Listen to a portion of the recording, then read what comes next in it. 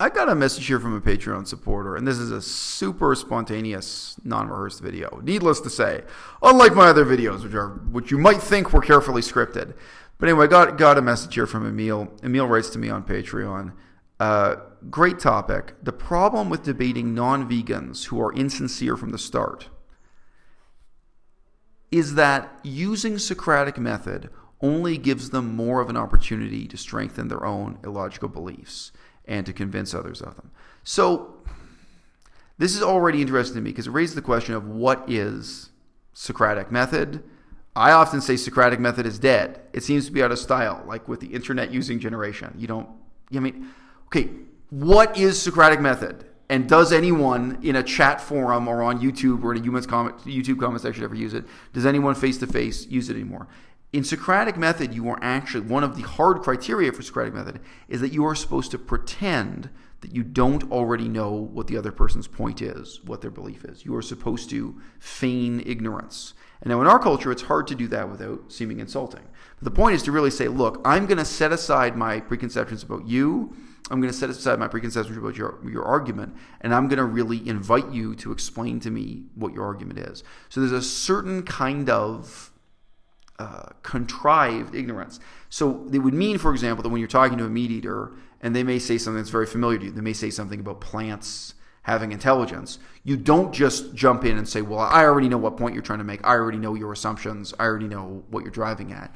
Where you would actually set that aside and say, okay, so that's interesting. Why don't you explain to me why you think that invalidates veganism or why you believe that or whatever it is, right? So Socratic Method, I feel like it's simultaneously kind of overrated and underrated. It's a difficult virtue to practice. I mean, in Montreal, unlike Toronto, actually some of the universities there, their official policy in the Department of Political Science is that they're supposed to use Socratic Method in the classroom, which is very interesting. So if you're a professor and you're an expert on the Vietnam War and you have a student who's saying things that are just completely factually wrong about the history of the Vietnam War, does it really work in the classroom? I mean, look, I'm saying this, in some ways I'm a fan of Socratic Method. Do you really have the time to draw this person out and get them to kind of demonstrate their own ignorance? Because that's what it boils down to, is you're encouraging the person to fully describe and define aspects of their point of view that may be ambiguous or they may be dishonest with you about or maybe dishonest with themselves about, through this method. And, in a well-written Socratic dialogue, that leads to the person realizing that they're wrong or realizing there's something they haven't thought of, et cetera, et cetera.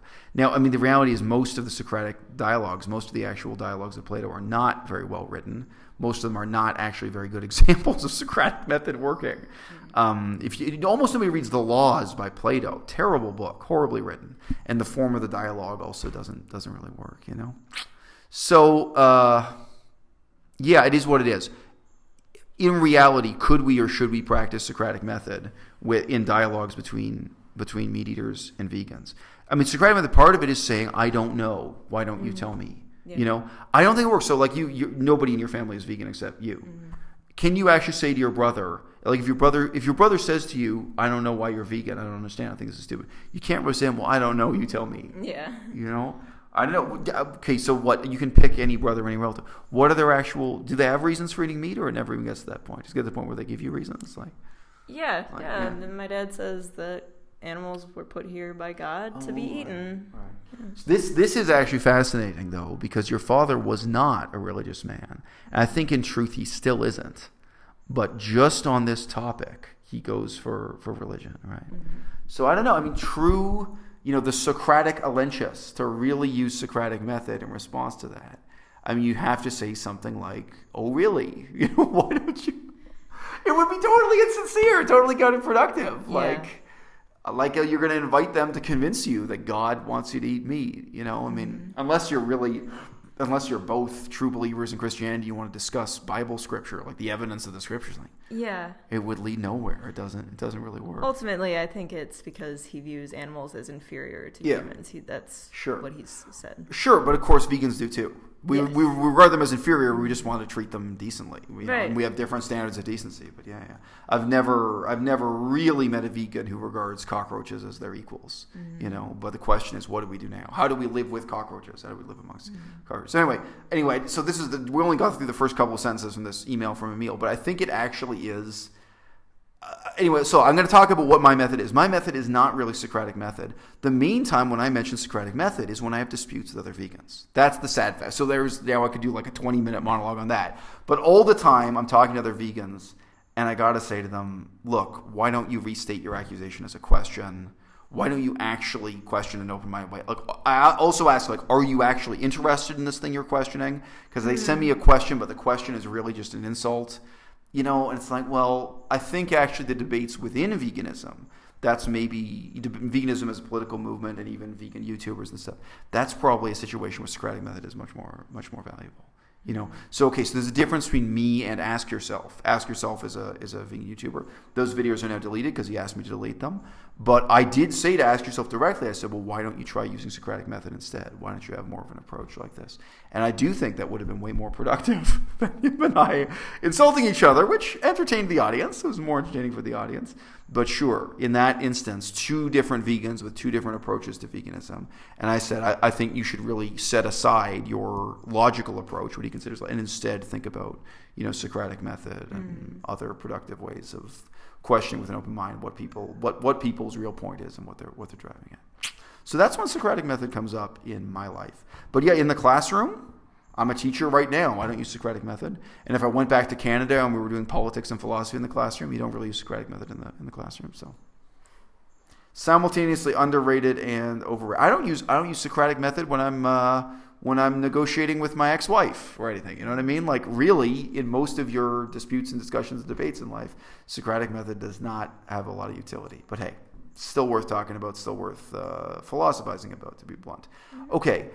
So he says this method, engaging with meat eaters in Socratic Method, you end up forcing them to point out the inconsistencies in their reasoning, and then arguing about why it's wrong to have this views. So, sorry, this is not stated that clearly, but the point is basically it results in this rather hostile game of trying to nail the other person for inconsistencies in their reasoning, which I have reflected on in recent videos and more than a year ago also, that can really just be very counterproductive. You're just ratcheting up the level of aggression, and you're even driving that aggression into something that's not, it's not really worth discussing. You didn't start having this conversation because you wanted to talk about formal logic.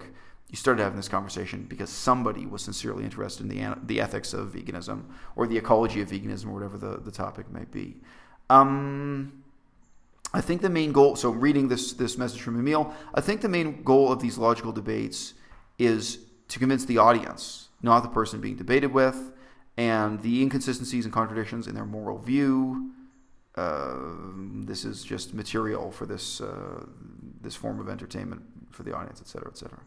I personally would like to see more emphasis on questions like, why don't you care and how can we make you care in these vegan versus non-vegan debates to get a better outcome. So I don't know if I agree with that. I don't think there's any way for that to be a non-hostile question. I don't think... Why don't you care? I don't really know if that's ever a productive way to approach the topic. I mean, I understand the deeper underlying issue. But maybe, so this message ends with, but maybe we should start having a debate amongst vegans first about how to better answer these questions, because they're actually much harder to answer than questions about whether or not it's immoral to kill animals for food. Right. So, look, we're a little bit off center here. Just move the camera. On my channel, for a long, long time, we have had debate about this. I've had many, many videos talking about how to engage with these issues. And this comes back to a topic I think I'm going to do another video on soon. The philosophy of Max Stirner. Max Stirner is not a very famous philosopher. I think a large part of what we do in conversations, especially conversations with strangers, not conversations with your brother or sister you grew up with or somebody who's known you for 20 years, a large part of what we're doing is I'm really communicating to you who I am and why I care about the topic. That's really what's being communicated. So whether you're going to enframe the discussion in terms of Socratic method or this business of, rigorous logical fallacies, whether you're going to frame it in political terms or spiritual terms. Could be a more religious discussion, could be a more, could be a question more about activism and effective activism in the future of the movement and so on, or social justice rhetoric, what have you. No matter what the context is for the discussion, if you're talking to someone who's a coworker or a complete stranger, the main thing you're really communicating is, this is who I am and this is why I care. And Emile is saying that the conversation could have more of an emphasis on, why don't you care? I think that's inevitably what gets revealed when you have a productive conversation about veganism. And I mean, now, is the conversation sincere or insincere? When I talk about veganism with my own university professors, so people who are my superiors, in this situation, I think the conversation is productive precisely because they are interested in who I am. They're not interested in veganism. They're interested in who I am and why I live the way I do. That's the hook. And that's why it's compelling when they hear me talk about veganism. Now, if you don't have that, if, for instance, you're talking about a face-to-face confrontation at a street demonstration or a vigil, you may be talking to someone who both doesn't care about veganism and doesn't care about who you are and doesn't care about why you're living. So that's why you're living the way that you are living. So that's really hard to see how there's going to be a productive outcome from that. I mean, I guess if you're engaged with complete strangers, then really all it's going to start with is exchange of information in the form of a dry fact. And once in a while, like maybe one person out of 100 will really respond by saying, oh, wow, I didn't know that. Because for sure, in my own family, like my mom got past the age of 50. She didn't know where milk came from. She didn't know the difference between a bull and a steer. Mm-hmm. She didn't know any of the basic facts of how, animal and how meat and dairy industries worked, or those kinds of things. So it's true, maybe once in a while, if you're just presenting a fact, someone's going to stop and say, wow, can you tell me more about that? I didn't realize that's how milk's produced. Sure. Maybe it's 1 in 100, maybe it's 1 in 1,000. Sure. And then that's really the remit of the conversation between two complete strangers. But I think, and again, I don't know if this is Emile's question, I think for most of us as vegans, we're thinking at least about people who are coworkers or acquaintances or friends or family. It's really in those contexts that discussions about veganism are tense and exhausting and what have you, right? Like that's where you're trying to approach this stuff. Yeah. So look, when I tell you what I believe, I think that's weaker than just telling you this is who I am, this is why I care, this is the kind of person I am. There's no point. I mean, again, this is like the opposite of formal logic in a lot of ways. I'm not trying to separate this out as a logical proposition or as a fact. I'm not pretending this is what I believe, therefore this you must believe it also. That's what a lot of people do when they're trying to process veganism. I think it's a lot more down to earth and honest and just productive in those conversations. Say, look, this is who I am, this is why I care, this is the kind of person I am. And you can contrast that to, you say, some other vegans or most other vegans feel this way about it instead. Some people approach it this way, some people approach it that way. And then the person you're talking to is very likely to respond. They may just respond with, hey, I never thought of it that way before. But they may also respond, just as is being said here, they may respond by explaining why they don't care. So for you and both of the people on camera now, we cared about ecology before we cared about veganism. Mm-hmm. So there's a very real sense in which for us, like we could say in a down-to-earth way, if we're talking to a meat eater, well, I really cared about ecology and environmentalism, and I was concerned about things like the forest and air pollution and water pollution. So for me, there was this really clear path of connecting the dots. Okay, why do we have water shortages? What's why? And then seeing the role of the meat and dairy industry, and then these other issues. And I could contrast that too, just as casually, but a lot of vegans, they just become vegan because they grew up with a pet dog, and they ask themselves, why do I treat my pet dog this way, and I treat a pig on a farm that way? They ask themselves those questions. And you could do 5 or 6 contrasts like that, the different kind of roads to veganism. Mm-hmm. But just by framing it that way, it's not this game of forcing the other person to point out the logical inconsistency in their reasoning, which is, I'm paraphrasing Emile's message. And it's not saying I'm right and you're wrong. It's really saying this is the kind of person I am, and therefore this is how I feel, and therefore this is the moral code I live by. Personal anecdote. Let's make this a little bit more human. We had to have dinner with my mom right? So we met up with my mom. First time I'd seen my mom in well over 10 years, maybe 15 years now. I forget how many years. So I see my mom face to face. We meet in this restaurant, and it's this typical situation where she thought the restaurant would be good for vegans, and it's not. It's terrible, and it's going to be a lot of money, and we're going to have nothing but lettuce and fruit juice.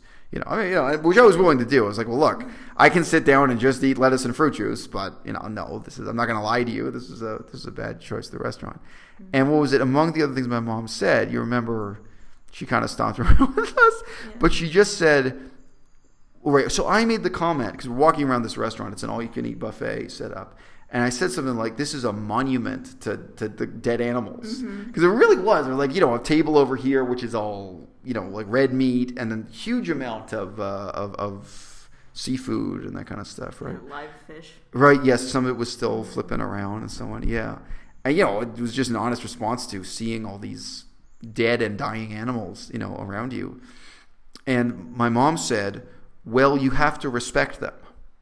No, was that what you said? I forget the precise wording. But you have to respect that other people eat a different way. No, she didn't say it that clearly, because when she first said it, I thought she meant that she and the meat eaters respected the animals. That was my first response. And I laughed, and I said, "What do you mean? Yeah. No, you don't. You don't respect the animals. What are you talking about? They're dying over there, and like you're looking at fish suffocating to death. You know what I mean?" And she then clarified. She said, "No, that's not what she meant." She said, "No, you have to respect, meat eaters choosing to eat meat." Yeah. Anyway, again, I just laughed and said, "No, of course I don't." I don't respect. I keeping it all the way real. I have more respect for people who choose to use cocaine than for people who choose to eat meat, And cocaine, you're probably destroying your own life. You're destroying your own brain. But sure, no. I mean, why would I pretend to respect it? So, that was, we managed to have a totally positive conversation with my mother. It didn't get combative. She didn't get angry. She didn't get offended or anything. But veganism came up like 20 times in that conversation, right? Like we did talk a lot about veganism. Yeah. But, I guess that's part and parcel of my own view is, I'm not making this about a belief. I'm not making it about a fact. I'm not making it about I'm right, you're wrong. I'm not making it about my views are logically consistent, yours are inconsistent. But it is about, well, this is the type of person I am. This is what I care about. And that's the type of person you are, and you don't care, or you care about other things. So there absolutely is. You can be nice about it, you can smile about it, you can joke about it, but sure, there's that element of moral judgment. And no, I don't pretend. I mean, in exactly that situation, I don't pretend that I respect my own mother when she eats meat in front of me, and I don't pretend I respect the choices of others to eat meat. Okay, You got anything to add? Is that a wrap? It's a wrap. That's a wrap, Morty. Ah!